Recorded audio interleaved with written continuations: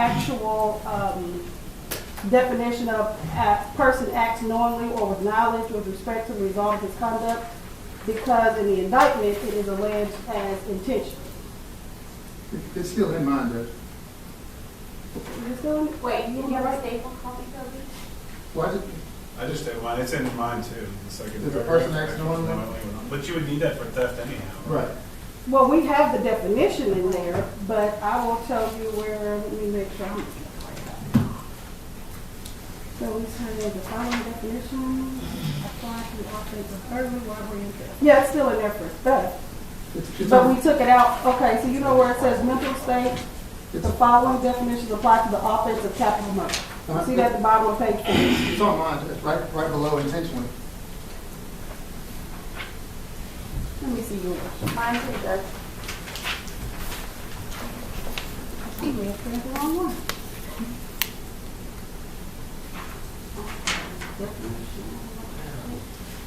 Yep, okay. So, I will go put the correct one. We can just mark that out. You want to tell us, is there Yeah, anything? I'll tell y'all what the changes are, and then I can get you the clean copies. Okay. So, bottom of page 4, top of 5, however I see it on y'all's is a little different. So, the language a person acts knowingly or with knowledge with respect to the result of his conduct. When it comes to the definition of capital murder, as it's alleged in the indictment, it is alleged as intentional.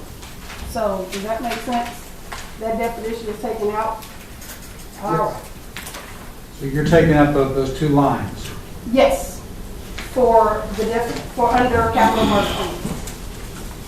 And then if we go to page 6, where we have the application paragraph that does talk about capital murder, just simply took out the words knowing.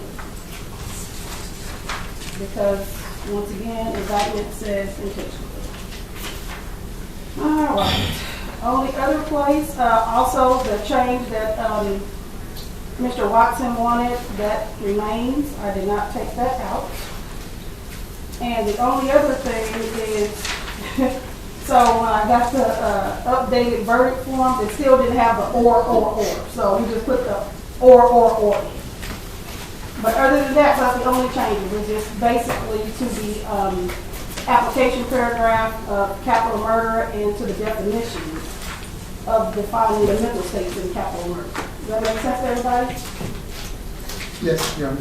Okay. State has no objections, Your Honor, to the charge. Defense? Judge, just what we submitted to the court in the defense exhibit number 2. Okay. So we object, we objected we didn't get all that we asked for. All right. So for the record, the defense objection for the record on the conference charge is that they have requested the lesser included of burglary as well as the lesser included of robbery and the lesser included of murder. Given the facts, evidence, and testimony, the court denied that request. However, there are some other items that the defense requested be included in the charge, which were included at the behest of the defense. So, is there anything else in regard to the charge? State? I think we're looking All right. to Defense? Your Honor, briefly, the defense has a motion in limine that the state not allude to or mention that the offense of theft is a misdemeanor or carries a lower punishment. That's the court, as we have elected that the court is going to assess punishment in the event it becomes a punishment hearing, but we've elected for the court to do it. It's not relevant, and it could and probably would influence their verdict if they were informed of the consequences of this verdict. All right. That will be granted. I don't see that there should not be the necessity of discussing any punishment language other than that which is charged in the court's charge. So that will be granted. Thank you, Judge. Anything further from the state? Yes, Judge. Give me 1 second. Okay.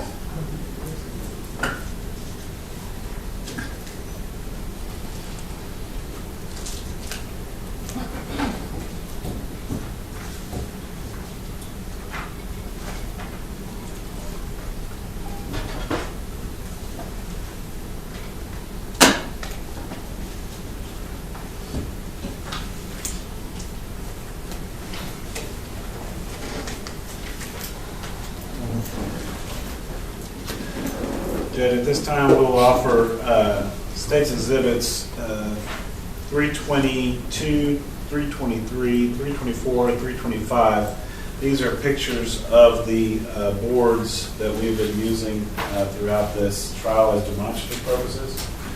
So 322 is for January 30th, 323 is for March 15th, 324 March 19th, and 325 is March 20th.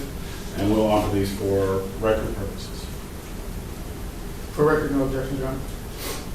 All right, states 322, 323, 324, and 325 are admitted for record purposes, or did you say offers? Record. Okay, for record purposes. Okay.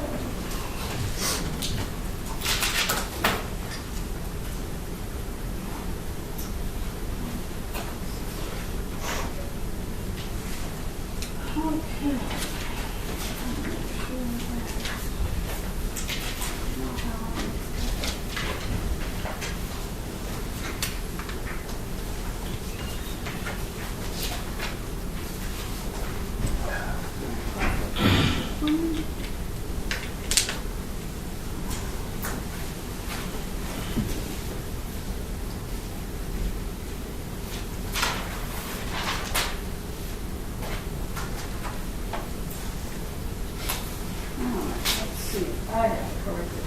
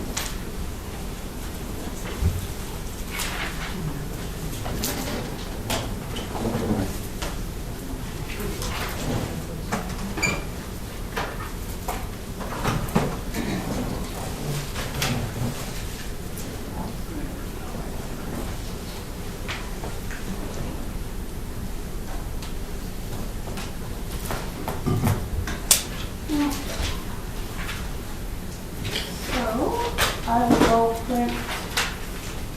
How many copies? You only got to read mine, that's fine. Okay, well, I'll just go print the one for the court Okay. to get marked, okay.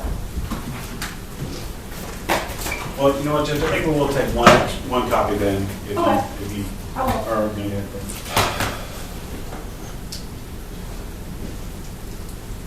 All right, we're off the record, this one.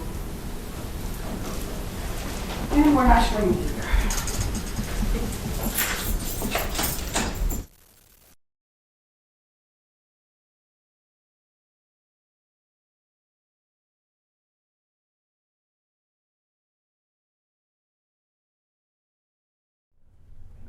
Okay, so we just heard the judge, now I'm gonna make sure I got this correct, that she basically denied what the defense wanted. They wanted burglary, robbery, and murder included in the jury charge, and she denied that motion. And then we also saw the prosecutors enter photos of those all-important maps that they finished right there at the end of their presentation. What's your thought on why she denied the defense's motion to include those lesser includeds? Well, you know, the prosecutor, the appellate prosecutor who's in the courtroom seated right there in the foreground next to Glenn Fitzmartin, she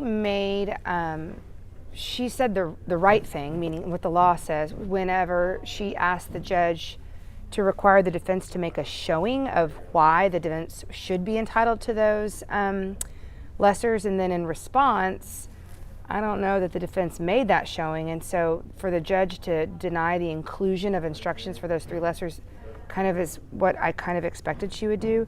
I think I said this earlier, but I'll say it again, that a defendant is entitled to a lesser instruction when it is shown to be a valid, rational alternative to the greater. But unless there's evidence or a showing that those lesser includeds are in play, then they don't go into the instruction. But of course, the state conceded, and the judge also granted the defense's request for a lesser included instruction on theft. So that's definitely going to be in the jury instruction. Did you hear when then Mark Watson, the defense attorney, asked the judge to grant his motion in limine, which is basically like a motion to restrict the state from talking about a certain thing.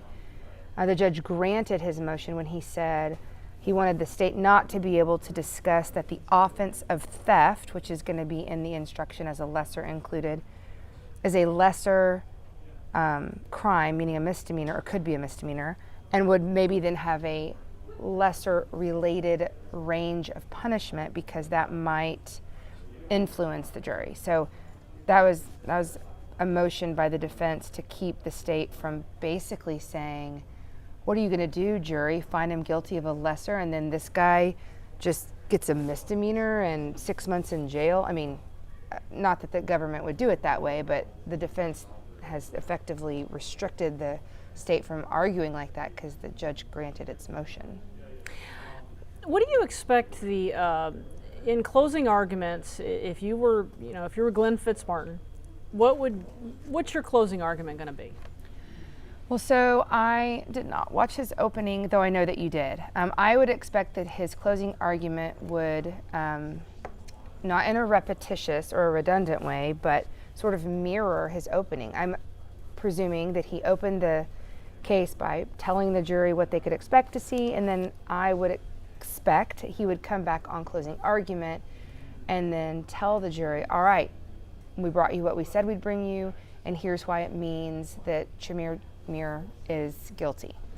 I would expect this prosecutor, Glenn Fitzmartin, I would expect that he would keep it pretty straightforward. I would be cautious, and he will. He's a really experienced courtroom lawyer, but just to, kind of stick to the facts. The circumstantial evidence is really pretty overwhelming and pretty compelling, and he doesn't need to engage in a whole lot of theatrics or emotional business because he's got facts on his side. So I would expect that he would kind of maybe rely on those visuals that they created that his co-counsel Anagnostis used with that last witness, or the next to last witness, because those were pretty compelling, kind of tying it all together, putting all the pieces onto one big visual for the jury to consume. Now, obviously, I'm in a visual medium now, right? And so I understand the power of a visual.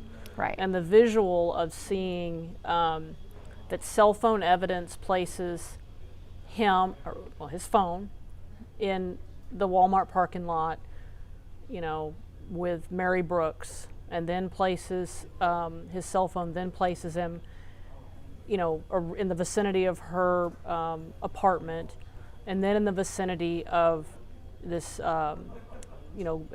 place where he sold the items. Right. I mean, that's really powerful stuff. And it's same thing with Mary well, actually, I don't think we had cell phone evidence on Mary Bartell, but we did on Lou Harris. And so it's very similar, and that evidence also of seeing him, like in the case of Lou Harris, seeing him enter the store at the same, roughly the same time, leave at roughly the same time.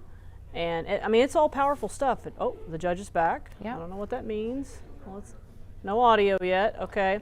But also the fact that he did those visuals are also chronological, and they had those by time, and they even had little still shots, like you said, of the video footage. But they even had, I think they had the little still shot of the live photograph of the decedent, which is, plotting it on a map like that, I think will help the jury. Well, they hope will help the jury connect the dots. Well, the defense did not offer an opening statement. What do you think they've got to do in their closing? I think that the defense, all the defense can do is take the opportunity to ask the jurors to be committed to their oath and to really hold the state to its burden. And really, I think the defense can argue reasonable doubt. I don't know whether they'll call into question the detectives' approach, because they kept calling them tactics, whether it's method or process. But maybe they will take issue with that, and they'll try to appeal to one or all or some of the jurors' sense of critical thinking or skepticism. But I got to go back to Toby Shook, and I know the folks that are watching this don't really know Toby Shook, but Toby is a very well-known local defense attorney and former prosecutor. And as Aaron and I were talking earlier, he has this, that Chemirmir would have to be the most unluckiest man in the world, right? For all these circumstances to be as they are. And it just to be bad luck. It'd be highly unlikely, and to have in your possession the items belonging to multiple women, and your cell phone happens to be in the place where they're last seen alive, right? I mean, that's pretty. Again, you would have to be the most unluckiest man alive, or but I think also, as we were talking earlier, that's why. With the FBI agent, that they really made sure that they walked through, like you said, how this analysis was done. Yeah, all the like technical predicate that they laid before they let that witness reach his conclusions was probably to try to prevent against an argument about reasonable doubt or an argument about conspiracy theory or whatever it may be. But the defense attorneys are just going to probably do their best to, I suppose, argue reasonable doubt and just tell the jurors that, they're clearly going to argue based on their, well, I don't know if it's clear, but I predict that they'll argue that their client is maybe good for theft, because they're going to try to argue this lesser included. Then they're going to probably have to, at least through their lawyer arguments, concede that, hey, if you're going to find him guilty of theft, all right, so be it. Yeah, if he's in possession of stolen goods, maybe he should have known, depending on what the mental state requirement is, So I suppose that they'll probably argue that. I think we talked about that earlier, that there wasn't a lot of back and forth about presence or absence of DNA, so I don't think they're really going to go there. But, when the defense attorney had the chief medical examiner, Bernard, on cross at the end of the state's case, he did sort of challenge that part of the process. So maybe that's part of the jury argument by the defense, that they just thought, okay, well, this will solve all these unsolves. We've got new information about an unrelated case. We'll just bootstrap this old case into it. I suppose that might be a defense argument to the jury. Well, and except if Dr. Bernard, Dr. Bernard's not going to be intimidated into doing anything. That's maybe just, so. Maybe so. Jury doesn't know Dr. Bernard. We know Dr. Bernard. The jury doesn't know that. And so, if Kobe and Mark effectively argue that, like I said, they find one or some members of the jury to kind of bite off on the notion that the police and prosecutors and medical examiners are all government employees, and they're all, I don't know, trying to close open cases, and this is a quick and easy way to do it. We'll just go back and fix the documents. I'm not saying that's a strong argument. I'm saying that's a possible argument. Well, that's interesting. I'm just being told that our photojournalist says that right now they're trying to decide where the jury will deliberate. Okay, so by the way, I thought about that a minute ago when the judge instructed the juror something about come back to the jury room. I thought about it, honestly, Tanya. I was like, so the jury is sitting out right now in the gallery, and I know that it's socially distanced, right? Right. So they're sitting out in kind of like what looks like a series of pews in a place of worship, or like maybe like rows in like an auditorium. Right. They're- Well, it's a normal courtroom, but yeah, they're Well, in the audience. Yeah. Sure, they're in the audience. But that's my point. It's like maybe if like a viewer listening to you talk right now hasn't ever been in a courtroom, maybe they don't know what the courtroom looks like. But I'm saying the jurors are not sitting where the jurors usually sit, like we would see on TV where they're off to the side and they're watching it all happen. They're back there in the audience section, spaced out. But then when it's time for like a juror meeting, they're gonna put them all into a Cram tiny them little room together? Yeah, and I don't know if you've ever seen a jury room. I'm sure you have, but I have, basically yeah. a jury room is just a small. I don't really do measurement. I don't know, like 9 by 9. Is that a measurement? 8 by 9 room. I mean, it's not a big room. No, right? and there's just so like if you're one going big to table. socially distance them throughout the trial, why would you cram them all into a jury room for some? But isn't that what they're doing every time they assemble? Every time they're instructed to be back in their places, please. You know, I wonder where are they assembling? Like, I don't know. I can't see it happening, so I don't know. Yeah, it does sound like they have been coming back after lunch and going into the jury. Have they been going into the jury room? I guess. I mean, if they have, that's kind of like, it's like sometimes, I don't know. If Yeah, they so have been, that sort of defeats the purpose of social distancing. Maybe. I mean, I think that probably like the county is trying to be super thoughtful about it. And so, you know, somebody who I know who works at the DA's office mentioned that he recently had a trial, and while the jury sat in the gallery during presentation of evidence, nevertheless, they retired to the jury room for deliberations. I mean, the truth is obviously everybody wants to balance fairness and process with safety. But the jury really has got to feel like they are, they have autonomy in their decision making, and being in that room with the door closed where nobody can see them, nobody can hear them. I mean, that's kind of part of it. They're not going to put them out in a They're not going to put them in. They're not going to put them in an auditorium. Well, no, and I don't think they're not going to put them in a place where there are, you know, multiple points of entry and exit, because it doesn't feel secure. It doesn't feel like safe and small and cozy. Not that we want anybody to be cozy right now, but Exactly.